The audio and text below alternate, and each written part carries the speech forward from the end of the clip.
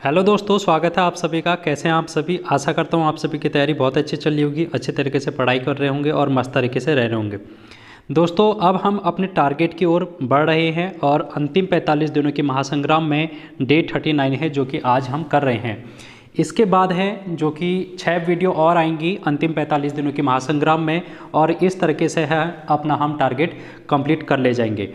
और इस महासंग्राम में हम लोग अर्थव्यवस्था को भी कंप्लीट करेंगे। तो इकोनॉमी की सेकंड क्लास है जो कि आज हम कर रहे हैं। इससे पहले इकोनॉमी की पहली क्लास है जो कि मैंने आपको दे दी है। अगर आप लोगों ने नहीं देखी है तो देख लेना। भारतीय अर्थव्यवस्था से भी आप लोगों के एग्जाम में प्रश्न बनते हैं। आज हम सेकेंड वाली वीडियो में बात करेंगे पंचवर्षीय योजनाओं से, और पंचवर्षीय योजनाओं को इस तरीके से मैं पढ़ाऊंगा कि आप लोगों के एग्जाम में यहाँ से ज़्यादा प्रश्न, अभी तक जितने भी प्रश्न बने हैं या फिर जिनके आने की संभावनाएं हैं, उनको मैं यहाँ पर कराने की कोशिश करूँगा। तो इस वीडियो को अंत तक देखना, आप लोगों के एग्जाम के लिए काफ़ी बेहद इंपॉर्टेंट रहने वाली है। पुलिस कांस्टेबल के लिए ये वीडियो इंपॉर्टेंट रहेगी, और पटवारी, लेखपाल, फॉरेस्ट गार्ड सभी के लिए ये वीडियो इंपॉर्टेंट रहेगी। तो ये ना सोचे कि सिर्फ पुलिस कांस्टेबल या फिर सिर्फ एक पटवारी लेखपाल के लिए है। ये सभी आप लोग जो भी उत्तराखंड की तैयारी कर रहे हैं सभी के लिए ये वीडियो इंपॉर्टेंट रहेगी। तो पंचवर्षीय योजनाओं से किस प्रकार से प्रश्न पूछे जाते हैं, हर एक पंचवर्षीय योजना आप लोगों के लिए इंपॉर्टेंट रहेगी।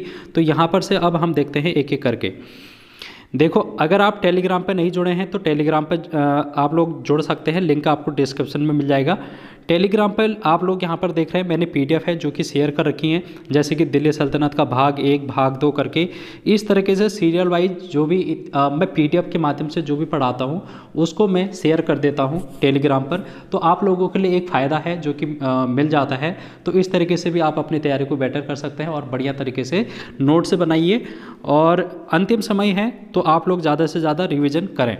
जितना ज़्यादा आप रिवीजन करेंगे उतना ज़्यादा आप लोगों का सिलेक्शन होने के चांस बनते हैं। तो जो भी आप लोगों ने अभी तक पढ़ा है उस चीज़ को आप रिवीजन करें।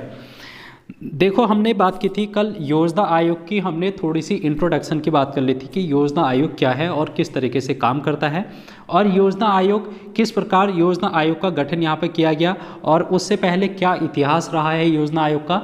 हम लोगों ने 1934 के बाद देखा था योजना आयोग की। तो आई होप आप लोगों ने अगर वो वीडियो नहीं देखी है तो आप लोग उस वीडियो को देख लेना, वहाँ से भी आप लोगों के एग्जाम में प्रश्न बनते हैं। तो चलिए आज की वीडियो को हम शुरू करते हैं और योजना आयोग के बारे में पढ़ते हैं।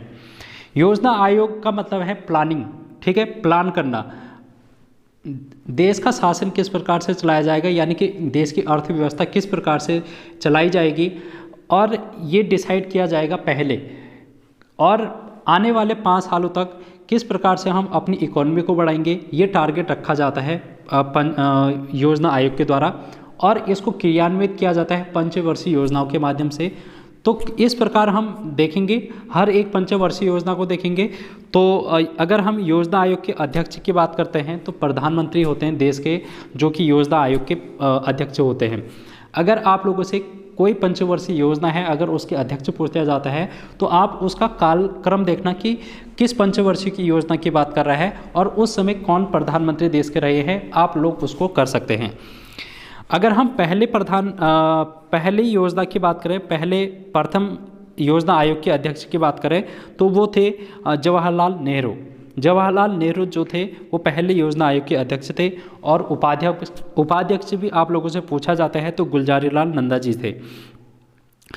मैंने आप लोगों से कहा था कि 15 अगस्त 2014 को प्रधानमंत्री मोदी जी ने योजना आयोग को समाप्त करने की घोषणा की थी, और नीति आयोग का यहाँ पर नया रूप है जो कि लाया था।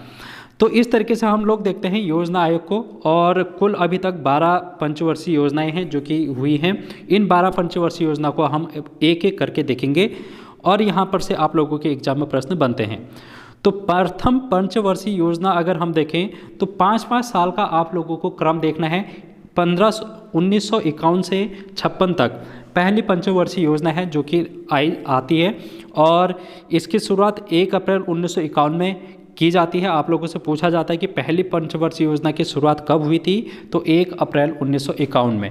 इसके अध्यक्ष कौन थे? पंडित जवाहरलाल नेहरू। जैसे कि मैंने बताया उस समय ये देश के प्रधानमंत्री थे, पहले प्रधानमंत्री। आप लोगों से ये भी पूछा जाता है कि ये किस मॉडल पर आधारित थी, तो ये हेराल्ड डोमर मॉडल पर आधारित थी पहली पंचवर्षीय योजना, और इसका उद्देश्य था संतुलित विकास करना। संतुलित विकास करना इसका उद्देश्य था, क्योंकि उस समय भारत देश है जो कि गरीबी से जूझ रहा था। देश स्वतंत्र उसी समय हुआ था और यहाँ की अर्थव्यवस्था है जो कि बिल्कुल चौपट थी। तो इस अर्थव्यवस्था को किस प्रकार से आगे को बढ़ाया जाए, तो ये पंचवर्षीय योजनाओं में इस चीज़ को देखा गया। अगर हम देखें, उस समय भारत में खाने के लिए भी अनाज नहीं था। अगर जिस समय देश आज़ाद हुआ उस समय यहाँ पर अनाजों का उत्पादन है जो कि निम्नतम स्तर का था। तो इसलिए पहली पंचवर्षीय योजना में नेहरू जी के द्वारा ये बात कही गई कि हम कृषि पर ध्यान देंगे। तो इसलिए पहली पंचवर्षीय योजना में कृषि को प्राथमिकता दी गई। आप लोगों से पूछा जा सकता है कि पहली पंचवर्षीय योजना में किस चीज़ को प्राथमिकता दी गई, किस क्षेत्र को प्राथमिकता दी गई, तो कृषि को प्राथमिकता दी गई। अब जब कृषि को प्राथमिकता दी जाएगी तो उसके लिए कुछ काम भी तो किए जाएंगे। तो इसके लिए बहुत सारे काम किए गए, जैसे कि आप लोग देख सकते हैं सिंचाई कृषि में सिंचाई अगर हम करेंगे तभी तो हमारी फसल है जो कि अच्छी होगी। तो इसलिए भाखड़ा नांगल परियोजना का यहाँ पर विकास किया गया, इसको स्थापित किया गया। दामोदर परियोजना को स्थापित किया गया, ब्यास परियोजना को स्थापित किया गया, और अखिल भारतीय खादी और ग्रामीण बोर्ड की यहाँ पर स्थापना की गई, जो कि ये सभी हैं कृषि से संबंधित हैं। तो इस प्रकार से भारतीय अर्थव्यवस्था को बूम देने के लिए, कृषि को प्राथमिकता देने के लिए ये कदम उठाए गए थे, और आप लोगों से ये सारे पूछे जा सकते हैं। अब आप लोग इनके बारे में अगर देखें, भाखड़ा नांगल परियोजना, दामोदर परियोजना, तो ये मैंने आप लोगों को भूगोल में भी कराए हैं। किस नदी के किनारे स्थित है, कब इनको कराया गया और कौन सा बांध है, क्या है इनकी विशेषताएं, आप लोग भूगोल की क्लास देखना, वहाँ पर से आप लोगों को डिटेल में मिल जाएगा, क्योंकि ये भूगोल का टॉपिक हो जाएगा वहाँ पर। उसके अलावा यहाँ पर 1952 में सामुदायिक विकास कार्यक्रम की भी इन लोगों ने शुरुआत की थी, और इस प्रकार से है जो कि प्रथम पंचवर्षीय योजना से आपके प्रश्न बनते हैं। अब हम बात करेंगे द्वितीय पंचवर्षीय योजना की। द्वितीय पंचवर्षीय योजना देखो 56 तक पहली थी और 56 से 61 तक आ गई है दूसरी पंचवर्षीय योजना। इसमें भी अध्यक्ष जो है वो प्रधानमंत्री उस समय के पंडित जवाहरलाल नेहरू थे, तो वही है इसके अध्यक्ष। अगर हम बात करें भारत में आर्थिक नियोजन की वास्तविक शुरुआत, तो ये द्वितीय पंचवर्षीय योजना से मानी जाती है। इकोनॉमिक प्लान, कल हमने देखा था इकोनॉमिक प्लान, तो इकोनॉमिक प्लान की वास्तविक शुरुआत द्वितीय पंचवर्षीय योजना से मानी जाती है, और इसके जो वास्तुकार हैं तो ये है पीसी महालनोबिस। तो ये पीसी महालनोबिस मॉडल पर आधारित एक योजना है द्वितीय पंचवर्षीय योजना, इस बात को आपको ध्यान में रखना है। इसमें आप लोगों ने देखा अभी कि पहली पंचवर्षीय योजना में कृषि को प्राथमिकता दी गई। इस तरीके से हमारे देश में खाने के लिए उत्पादन क्षमता को बढ़ाने की बात कही गई थी पहले वाले में। लेकिन अगर हम रोज़गार की बात करें, क्योंकि बेरोज़गारी भी तो है भारत में, उस समय रोज़गार नहीं है, तो इसलिए दूसरी पंचवर्षीय योजना में उद्योग और खनिज उत्पादन को यहाँ पर ज़्यादा फोकस किया गया। तो इसलिए आप लोग देख रहे होंगे कि दूसरी पंचवर्षीय योजना में भारी उद्योग और खनिजों को प्राथमिकता दी गई। इसके साथ ही यातायात और संचार माध्यम को भी प्राथमिकता दी गई थी, और इस तरीके से हम लोग देखते हैं कि हमारे भारत का विकास होता है। इस पंचवर्षीय योजना का उद्देश्य जो था वो समाजवादी समाज की स्थापना करना है, समाजवादी। तो आप लोगों को इसको भी ध्यान में रखना है। अब देखो, मैंने बात कही कि दूसरी पंचवर्षीय योजना में उद्योग और खनिजों की बात कर रहा है ये, तो उद्योग और खनिजों की बात कर रहा है, तो इसके लिए उद्योग कहाँ पर लगाए गए होंगे इनको भी देख लो। दुर्गापुर में एक हिंदुस्तान स्टील लिमिटेड की स्थापना की गई थी 1956 में, और ये दुर्गापुर कहाँ पर है, पश्चिम बंगाल में। हम लोगों ने ये उद्योग धंधे भी भारत के भूगोल में पढ़ रखा है, तो आप लोग जब मेरे भारत के भूगोल की वीडियो देखेंगे इसी अंतिम 45 दिनों के महासंग्राम में, तो वहाँ पर ये सारी चीज़ें आप लोगों को डिटेल में मिलेगी। फिलहाल मैं आप लोगों को थोड़ा बहुत बता ही देता हूँ। तो दुर्गापुर जो इस्पात संयंत्र है वो पश्चिम बंगाल में है। दुर्गापुर एक ज़िला है वहाँ का, पश्चिम बंगाल का। और आप लोगों से ये भी पूछा जाता है कि ये किसकी सहायता से, किस देश की सहायता से स्थापित किया गया था, तो ब्रिटेन की सहायता से ये स्थापित किया गया था। दूसरा है यहाँ पर भिलाई इस्पात संयंत्र, और ये कहाँ पर है, उस समय तो था ये मध्य प्रदेश में।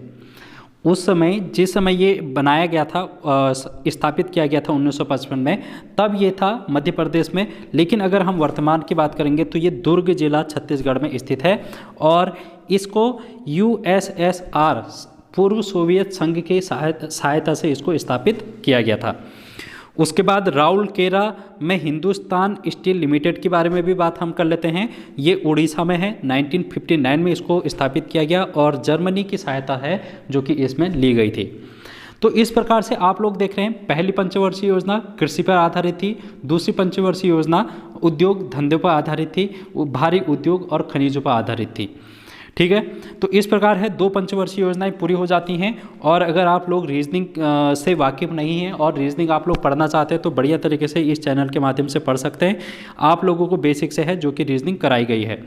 इसके साथ ही हिंदी भी है जो कि आप लोग पढ़ सकते हैं। हिंदी की भी बहुत सारी क्लास है जो कि यहाँ पर कराई गई हैं और डेफिनेटली यहाँ से आपके एग्जाम में प्रश्न बनेंगे।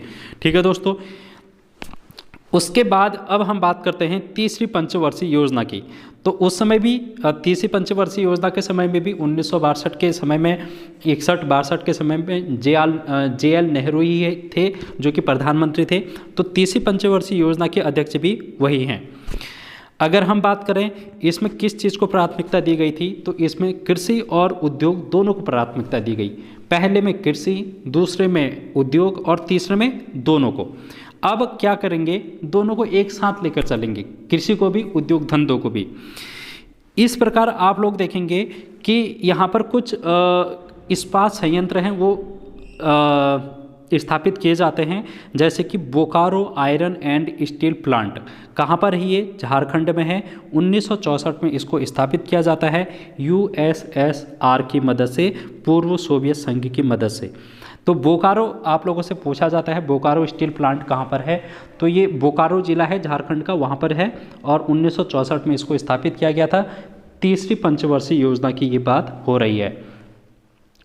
आप लोगों से एक प्रश्न ये भी पूछा जाता है कि किस पंचवर्षीय योजना में कृषि की ऋणात्मक विकास दर दर्ज की गई थी।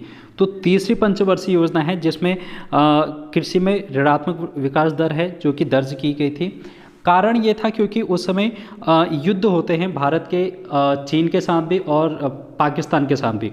1962 में आप देखते हैं चीन के साथ युद्ध होता है, 1965 में आप लोग देखते हैं पाकिस्तान के साथ युद्ध होता है। तो 2 युद्ध जब हो रहे हैं तो भारत की अर्थव्यवस्था डेफिनेटली प्रभावित होगी। और उस समय भारत में सूखे की भी स्थिति है जो कि यहाँ पर चल रही थी। उस समय सूखा भी यहाँ पर भारतीय कृषि को प्रभावित कर रहा था, जिसके कारण भारत की कृषि की जो स्थिति थी वो बिल्कुल सही नहीं थी और इस प्रकार उसमें ऋणात्मक वृद्धि दर दर्ज की गई थी। जब भारत की कृषि को यहाँ पर प्रोत्साहन नहीं मिल रहा है, उस समय 1966 में फिर लाल बहादुर शास्त्री हैं जो कि देश के प्रधानमंत्री बनते हैं और उन्होंने जय जवान और जय किसान का नारा दिया था और उन्होंने भारत की कृषि को आगे को बढ़ाने के लिए खुद हल चलाकर ये बात कही गई थी कि खुद हल चलाया था उन्होंने और खुद एक वक्त का जो खाना है वो नहीं खाते थे और ये कहते थे कि सभी लोग एक वक्त का है फास्ट रखेंगे जिससे कि हम खाद्यान्न की आपूर्ति कर सकें। तो इसको ध्यान में रखते हुए फिर भारत में हरित क्रांति की शुरुआत की गई। हरित क्रांति किस लिए? ताकि खाद्यान्नों में उत्पादन बढ़ाया जा सके, खाद्यान्नों को और भारत को कृषि प्रधान देश बनाया जा सके और भारत की भोजन की जो समस्या है उसको पूरा किया जा सके, इसलिए हरित क्रांति की यहाँ पर शुरुआत की गई। आप लोग देखेंगे कि 1960 के दशक में देश में पूरे विश्व में इसकी शुरुआत हो चुकी थी। 1960 के दशक में नॉर्मन बोरलॉग है जो कि इसके जनक माने जाते हैं विश्व में। तो हरित क्रांति के जनक आप लोगों से पूछा जाता है तो नॉर्मन बोरलॉग है जो कि विश्व में है, भारत की बात मैं नहीं कर रहा, विश्व की बात कर रहा हूँ। उसके बाद अगर हम भारत में कब हुआ इसका शुरुआत, तो 1966-67 के बीच में भारत में भी ये हरित क्रांति है जो कि आई, और इसके जनक थे भारत में MS स्वामीनाथन। मोस्ट इम्पोर्टेंट, आप लोगों से बहुत बार एग्जाम में प्रश्न पूछा गया है। ठीक है दोस्तों, इस प्रकार है जो कि हम पंचवर्षीय योजनाओं को पढ़ रहे हैं, और पंचवर्षीय योजनाएं हैं जो कि आपके एग्जाम में यहाँ से भर भर के क्वेश्चन पूछे जाते हैं, तो आप लोग इस चीज़ को ध्यान में रखें। अब जैसे मैंने बात कही अभी कि 1965 में चीन पाकिस्तान के साथ युद्ध हुआ, तो उसके बाद है जो कि थोड़ा यहाँ की प्रशासनिक व्यवस्था है जो कि चरमरा चुकी थी, क्योंकि लाल बहादुर शास्त्री की भी ताशकंद में मृत्यु हो जाती है। और उसके बाद है जो कि इस पंचवर्षीय योजना को आगे को नहीं बढ़ाया जा सका, इसलिए इस काल को योजना अवकाश के नाम से जाना जाता है। योजना अवकाश में ऐसा नहीं कि भारत की अर्थव्यवस्था पर ध्यान नहीं दिया गया, लेकिन 5 साल की जो प्लानिंग की जाती है वो यहाँ पर नहीं की गई 1966 से 1969 तक। लेकिन हर एक साल के लिए यहाँ पर 3 एक साल की वार्षिक योजनाएं लाई गई, 1966 से 67, 67 से 68 और 68 से 69 तक। 3 एक साल की योजनाएं हैं जो कि यहाँ पर हर एक साल लाई गई, जिनको हम योजना अवकाश के रूप में जानते हैं। आप लोगों से ये भी पूछा जा सकता है कि पंचवर्षीय योजना में कुल कितने योजना अवकाश हैं जो कि अभी तक हुए हैं। 12 पंचवर्षीय योजनाओं में 3 बार है जो कि योजना अवकाश की पर स्थिति भारत में आई। पहली स्थिति तो आप लोगों को ध्यान में रखना है 1966 से 69 तक, जब भारत और पाकिस्तान का युद्ध हुआ, उसके बाद। अब हम बात करेंगे दूसरी और तीसरी योजना अवकाश कब हुआ, उसको भी देखेंगे। अभी फिलहाल आप पहला देखो कि 1966 से 1969 तक। अब हम बात करेंगे चतुर्थ पंचवर्षीय योजना की, और चतुर्थ पंचवर्षीय योजना 1969 से 1974 के बीच में यहाँ पर लागू की गई। ठीक है दोस्तों, तो ये बात है जो कि आप लोगों को ध्यान में रखनी है। और ये जो पंचवर्षीय योजना है उस समय जो भारत की प्रधानमंत्री बनती हैं, और वो है इंदिरा गांधी, पहली प्रधानमंत्री हैं, आर्यल नेडी के नाम से जानी जाती हैं। और आप लोगों को ये बात ध्यान में रखनी है कि ये किस मॉडल पर आधारित है, तो ये है DR गॉडगिल मॉडल पर आधारित पंचवर्षीय योजना। इस समय में जब भारत में हरित क्रांति की शुरुआत हो जाती है, तो धीरे धीरे करके भारत की कृषि व्यवस्था बूम करने लग जाती है, क्योंकि यहाँ पर उच्च किस्म के बीजों का है जो कि प्रयोग किया गया था, और सबसे ज़्यादा ध्यान है जो कि गेहूं और धान पर दिया गया था। तो आप लोगों से ये भी पूछा जा सकता है कि हरित क्रांति में कौन सी फसल है जो कि मुख्य फसल रही है, तो पहले ही है गेहूँ।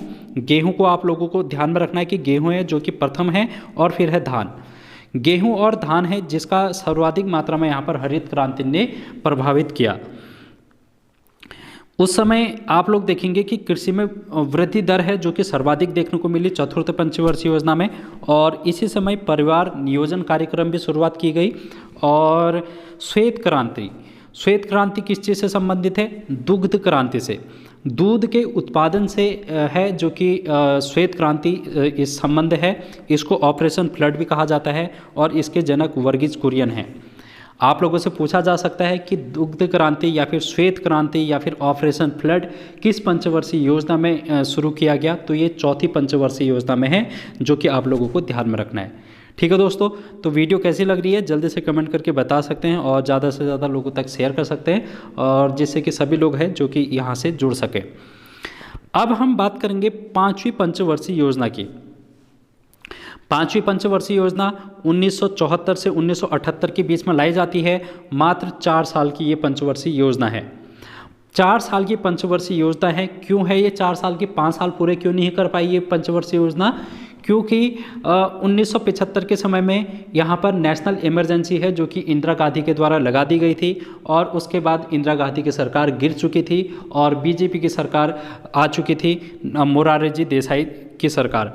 तो उन्होंने ये पंचवर्षीय योजना को 1978 में समाप्त करके अनवरत योजना लाए थे वो, और ये अनवरत योजना 2 साल के लिए थी, 1978 से 1980 के लिए। इस समय आप लोग देख रहे हैं कि मोरारजी देसाई है जो कि सरकार में प्रधानमंत्री हैं। और उनके बाद मोरारजी देसाई के बाद मोरारजी देसाई भी कुछ ही समय है जो कि प्रधानमंत्री बनते हैं। उनके बाद चौधरी चरण सिंह आ जाते हैं इसी समय में 1969 और 1980 के बीच में, और वो प्रधानमंत्री बनते हैं।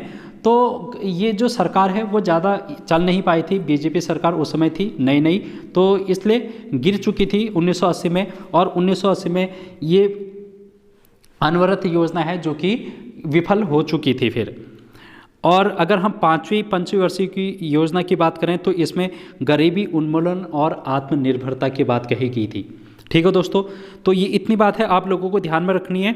और फिर आते हैं हम 1980 के बाद 1985 तक। इसमें छठी पंचवर्षीय योजना है जो कि लाई जाती है।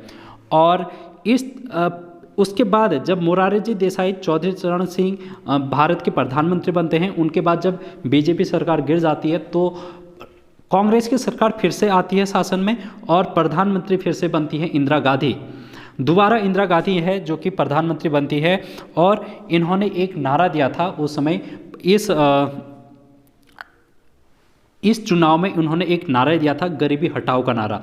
और ये गरीबी हटाओ के नारे से ही इंदिरा गांधी दोबारा फेमस हुई और सरकार बनाने में सफल रही थी। तो आप लोगों से ये क्वेश्चन पूछा जाता है कि छठी पंचवर्षीय योजना किस मॉडल पर आधारित थी, तो ये आगत निर्गत मॉडल पर आधारित थी। और इसमें गरीबी उन्मूलन की बात कही गई थी, तो गरीबी हटाओ का नारा इसी समय इंदिरा गांधी देती है। उसके बाद आप लोगों से ये भी पूछा जा सकता है कि नाबार्ड की स्थापना किस पंचवर्षीय योजना में हुई थी। नाबार्ड बहुत मोस्ट इम्पॉर्टेंट आप लोगों के लिए प्रश्न रहेगा, इसकी स्थापना भी आप लोगों से पूछी जाती है 22 जुलाई 1982। 12 जुलाई, 22 नहीं 12 जुलाई, 12 जुलाई 1982 में इसकी स्थापना की जाती है। और इसका फुल फॉर्म है national bank for agriculture and rural development. ठीक है दोस्तों, ये आप लोगों को फुल फॉर्म है जो कि आप लोगों को ध्यान में रखनी है। 1985 में जब 1984 में इंदिरा गांधी की मृत्यु हो जाती है और उन्हीं के जो सिक्योरिटी गार्ड है उनके द्वारा इनको हत्या कर दी जाती है। और फिर देश के प्रधानमंत्री बनते हैं राजीव गांधी। और राजीव गांधी के समय में 7वीं पंचवर्षीय योजना है जो कि 1985 से 1990 के बीच में लाई जाती है। तो 5 साल की पंचवर्षीय योजना आप लोग देख रहे हैं। ठीक है दोस्तों,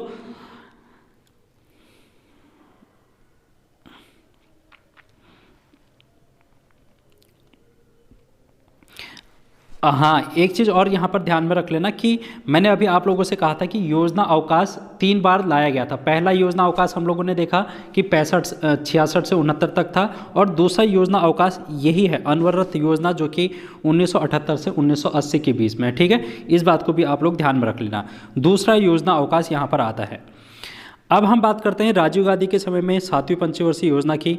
तो डब्ल्यू मिलर मॉडल पर आधारित है ये, और इस समय सामाजिक न्याय और समानता पर बल दिया गया था। तो आप लोगों से पूछा जाएगा कि सामाजिक न्याय और समानता पर आधारित कौन सी पंचवर्षीय योजना है, तो 7वीं पंचवर्षीय योजना है 1985 से 90 के बीच में। और उसी समय रोजगार को ध्यान में रखते हुए जवाहर रोजगार योजना की शुरुआत यहाँ पर की जाती है। तो आप लोगों से ये भी क्वेश्चन पूछा जा सकता है। और भोजन, काम और उत्पादन का नारा यहाँ पर दिया गया था। भोजन, काम और उत्पादन का नारा। देखो 1990 में जब राजीव गांधी की हत्या हो जाती है उसके बाद फिर से यहाँ पर अस्थिरता है जो कि आ जाती है, और पीवी नरसिम्हा राव की सरकार यहाँ पर बनती है। ठीक है दोस्तों, पीवी नरसिम्हा राव की सरकार। और उस समय फिर है जो कि योजना अवकाश आ जाता है 1990 से 1992 के बीच में। इस तरीके से राजनीतिक अस्थिरता है जो कि यहाँ पर देखी जा सकती है, क्योंकि राजीव गांधी की हत्या हो चुकी है। उनके बाद कौन देश का प्रधानमंत्री बनेगा, पीवी नरसिम्हा राव बनते हैं, और वो भी ज़्यादा समय तक नहीं रह पाते हैं प्रधानमंत्री। तो इस प्रकार से एक प्रकार से देखा जाए भारत में राजनीतिक अस्थिरता है जो कि आ जाती है, और भारत में आर्थिक संकट है जो कि उस समय देखने को मिलता है। अब जब भारत में आर्थिक संकट देखने को मिलेगा तो हम देखेंगे, देख लो आप लोग, इनको भी देख सकते हैं ये सारी क्लासेस। ठीक है, तो आर्थिक संकट जब आ रहा है 1990 के बीच में, 1990-91 के बीच में, तो आर्थिक संकट से उभरने के लिए कुछ न कुछ काम तो किया जाएगा।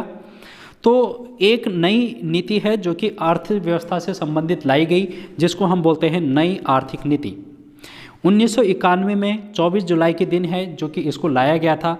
और उस समय मैंने आप लोगों से कहा कि पीवी नरसिम्हा राव है जो कि देश के प्रधानमंत्री हैं और वो इस योजना को लाते हैं। और उस समय देश के वित्त मंत्री थे डॉक्टर मनमोहन सिंह। इनका यहाँ पर सबसे ज़्यादा रोल है जो कि देखने को मिलता है इस नई आर्थिक नीति में। इनके जो कि ये एक इकोनॉमिस्ट हैं तो और वित्त मंत्री भी हैं, तो इनका योगदान है जो कि सर्वाधिक उस समय भारत को आर्थिक जो संकट है उससे उभारने में इनका सहयोग देखने को मिलता है। तो इसलिए डॉक्टर मनमोहन सिंह को उस समय के रूप वहाँ पर जाना जाता है। इस समय आर्थिक नीति में 3 चीज़ें लाई गई थी जिसको हम बोलते हैं एलपीजी। एलपीजी आप लोगों को ध्यान में रखना है। एल मतलब है लिबरलाइजेशन, जिसको उदारीकरण बोलते हैं। उदारीकरण में ये था कि जैसे कि जो कंपनियां होती हैं उनके लाइसेंस में ढील कर दी गई थी। हुआ ये था कि इस समय जो हमारा मुद्रास्फीति दर है वो बहुत बढ़ चुकी थी, महंगाई बढ़ चुकी थी। और जो तेल की कीमत है, क्योंकि कुवैत में उस समय आक्रमण चल रहा था ईरान का, तो दोनों जब खाड़ी देशों के युद्ध चल रहे थे तो देश में तेल कहाँ से आता है? खाड़ी देशों से तो आता है, इराक, ईरान, कुवैत, सऊदी अरब। तो जब वहाँ पर युद्ध चल रहा है तो देश में तेल की आपूर्ति है नहीं हो पा रही थी, जिस कारण तेल के दाम बढ़ चुके थे। और भारत की विदेशी मुद्रा भंडार भी है जो कि मात्र 15 दिनों के लिए शेष रह चुका था। इस प्रकार भारत में उस समय आर्थिक संकट है जो कि आता है। और इस आर्थिक संकट से उभारने के लिए भारत ने 3 नियम लाए। उन नियमों को कहा जाता है एलपीजी। एलपीजी का मतलब है लिबरलाइजेशन, प्राइवेटाइजेशन और ग्लोबलाइजेशन। लिबरलाइजेशन का मतलब होता है उदारीकरण। उदारीकरण में ये था कि हम क्या करेंगे, कंपनियों के जो लाइसेंस है उसको उनमें ढील करेंगे, ठीक है। तो कंपनियों के लाइसेंस में मुक्ति प्रदान की गई। निजीकरण को यहाँ पर प्रमोट किया गया। ज़्यादा से ज़्यादा लोग अपने निजी फर्म हैं जो कि स्थापित कर सकते हैं। इस तरीके की यहाँ पर योजनाएं लाई गई। और ग्लोबलाइजेशन, जिससे कि विदेशी मुद्रा भारत में लाया जा सके, इसलिए विदेशी मुद्रा का भारत में लाने के लिए वैश्वीकरण भी है जो कि किया गया। ठीक है दोस्तों, इस प्रकार आप लोग इसको ध्यान में रख सकते हैं। ये टॉपिक आपका मेंस का बन जाता है। जब आप लोग मेंस लिखते हैं जैसे कि लोअर पीसीएस, अपर पीसीएस, तो वहाँ पर इसको डिटेल में पूछ लिया जाता है। बट आप लोग फिर भी ध्यान में रख लो कि उस समय हुआ क्या था, क्योंकि ये इसके कारण आप लोगों से पूछे जाते हैं कि उस समय इसका लाने का कारण क्या था और इसने कितना सफल रहा था, क्या है इसके प्रोस्पेक्टिव्स। तो लेकिन फिलहाल आप लोगों के लिए प्री लेवल के लिए इतना ही ध्यान में रखना है कि ये नई आर्थिक नीति कब लाई थी और इसमें किस किस बिंदुओं को ध्यान में रखना है एलपीजी को। और वित्त मंत्री कौन थे? मनमोहन सिंह। और प्रधानमंत्री कौन थे? पीवी नरसिम्हा राव। इतनी बात है जो कि आप लोगों को ध्यान में रखनी है। उसके बाद 8वीं पंचवर्षीय योजना 1992 से 97 के बीच में लाई जाती है और इसमें मानव संसाधन विकास पर जोर दिया गया, यानी कि रोजगार पर जोर दिया गया, ठीक है। और प्रधानमंत्री रोजगार योजना है जो कि यहाँ पर स्टार्ट की गई 1993 में। और महिलाओं को भागीदारी बढ़ाने के लिए, महिलाओं को भी रोजगार देने के लिए एक राष्ट्रीय महिला कोष की स्थापना की गई। और ये कब की गई? मार्च 1993 में। तो इस प्रकार आप देख रहे हैं कि महिलाओं को भी प्रोत्साहन देने के लिए महिला सशक्तिकरण की दिशा में भी काम किया जा रहा है। तो इस तरीके से आप लोग देख सकते हैं। उसके बाद अटल बिहारी वाजपेयी हैं जो कि आते हैं 1996-97 के बीच में। और फिर 9वीं पंचवर्षीय योजना है जो कि यहाँ पर लाई जाती है। मैं अटल बिहारी से पहले पीवी नरसिम्हा के बाद और अटल बिहारी वाजपेयी से पहले प्रधानमंत्री का नाम भूल रहा हूँ। अगर आप लोग कमेंट बॉक्स में बता सकते हैं तो आप कमेंट ज़रूर कीजिएगा कि उस समय प्रधानमंत्री कौन थे अटल बिहारी वाजपेयी से पहले, ठीक है। तो आप लोग इस बात को कमेंट करेंगे क्योंकि मैं भूल रहा हूँ। और उसके बाद अटल बिहारी वाजपेयी हैं जो कि प्रधानमंत्री बनते हैं। और 1997 से 2002 के बीच में 9वीं पंचवर्षीय योजना है जो कि आती है। और इसमें न्यायपूर्ण वितरण और समानता के साथ विकास है जिस पर जोर दिया गया था। आप लोगों से ज़्यादा नहीं पूछा जा सकता है इस तरीके से, लेकिन जो भी है मैं आप लोगों को बता रहा हूँ। 10वीं पंचवर्षीय योजना आप लोगों से पूछी जा सकती है, 2002 से 2007 के बीच में है जो कि लाई जाती है। और सर्व शिक्षा अभियान है, जिसकी यहाँ पर शुरुआत होती है वर्ष 2002 में। भारतीय संविधान में संशोधन किया जाता है, उस संविधान संशोधन को हम बोलते हैं 86वां संविधान संशोधन। तो हम लोग यहाँ पर इंडियन पॉलिटी को भी ले आए। तो ये वैसे मैंने इंडियन पॉलिटी में करा रखा है ये, अगर आप लोगों ने देखी होगी तो संविधान संशोधन मैंने करा रखा है, बट आप लोगों को फिर भी मैंने सर्व शिक्षा अभियान की बात हो रही थी तो मैंने सोचा कि चलो यहाँ पर भी मैं आप लोगों को करा देता हूँ। इस सर्व शिक्षा अभियान में 6 से 14 वर्ष के जो बच्चे होते हैं उनको मुफ्त और अनिवार्य शिक्षा की बात कही गई थी। और भारत के संविधान में एक नया अनुच्छेद जोड़ा गया था, जिस अनुच्छेद का नाम है 21A। 21A है जो यहाँ पर भारतीय संविधान में जोड़ा गया था मौलिक अधिकारों में, मूल अधिकारों में, ठीक है। फिर 11वीं पंचवर्षीय योजना आती है 2007 से 2012 के बीच में, और इसमें देश के प्रधानमंत्री कौन बनते हैं? डॉक्टर मनमोहन सिंह। और 11वीं पंचवर्षीय योजना है में आप लोगों को ध्यान में रखना है तीव्रतम और समावेशी विकास पर है, जो कि ध्यान दिया गया। और अनिवार्य प्रारंभिक शिक्षा है, जिस पर ज़्यादा ध्यान दिया गया था।